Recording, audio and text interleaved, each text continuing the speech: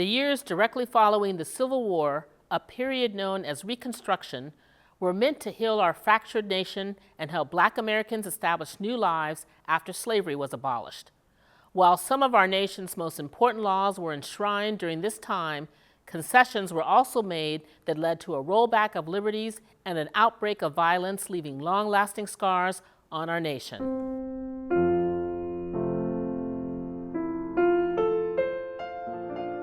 Reconstruction began about a year after President Lincoln freed all slaves in the Confederacy with the Emancipation Proclamation. His proposed plan would have forced 1/10 of a rebel state's pre-war population to declare an oath of loyalty before being allowed back into the Union. It did not receive broad support. After President Lincoln's assassination, his successor, Andrew Johnson, offered a pardon to all Southern whites, aside from Confederate leaders and some wealthy plantation owners, and allowed them to create their own state governments. Southern states responded by enacting laws that continued to limit Black Americans' political and economic freedom. These would become known as Jim Crow laws and would continue for many decades to come. In late 1865, the 13th Amendment of the Constitution was ratified, formally abolishing slavery in the United States. A year later, Congress passed laws extending the life of the Freedmen's Bureau, which oversaw the transition from slavery to freedom, and the Civil Rights Act, which defined all persons born on U.S. soil as natural citizens with equal rights before the law. However, for many reasons, including a strong belief in states' rights and personal racist convictions, President Johnson vetoed these bills.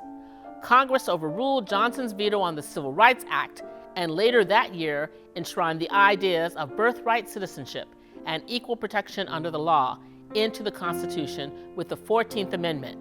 Soon after, the 15th Amendment was passed, prohibiting states from restricting the right to vote on the basis of race, color, and previous status as a slave.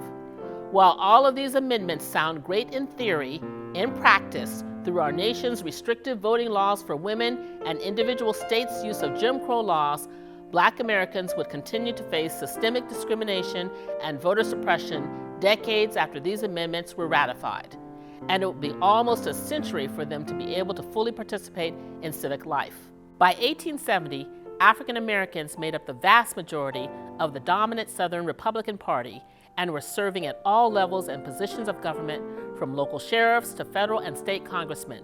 Still, their economic mobility stalled as President Johnson rolled back an initiative that would give former slaves land taken from farmers during the Civil War in order to begin a new life.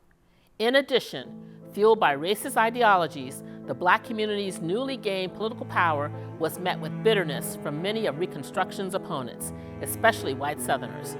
White supremacist groups such as the Ku Klux Klan began to target Black Americans who were asserting their constitutional rights. During the 1870s, Reconstruction began to diminish. The Supreme Court severely limited the federal government's ability to enforce Reconstruction laws, and by the end of the decade, troops had been ordered to return to their barracks. The period of federal protection for former slaves was over. Systemic discrimination and segregation was written into the laws of many states, especially in the South. The 13th, 14th, and 15th Amendments remained in place, but were weakened by state laws that found ways around them and continued to oppress Black Americans.